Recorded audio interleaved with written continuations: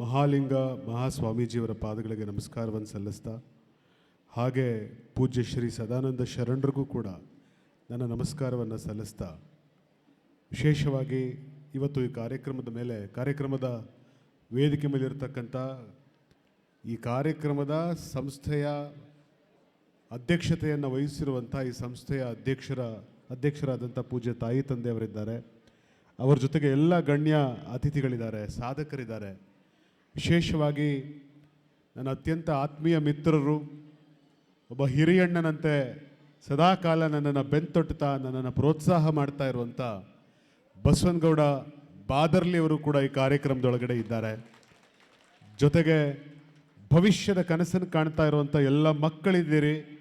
ಆ ಮಕ್ಕಳ ಭವಿಷ್ಯದಲ್ಲೇ ಸಾರ್ಥಕತೆಯನ್ನು ಕಾಣ್ತಿರುವಂಥ ತಾಯಿ ತಂದೆಯರಿದ್ದೀರಿ, ಶಿಕ್ಷಕರಿದ್ದೀರಿ. ನಿಮಗೆಲ್ಲರಿಗೂ ಕೂಡ ಮತ್ತೊಮ್ಮೆ ನಮಸ್ಕಾರಗಳು.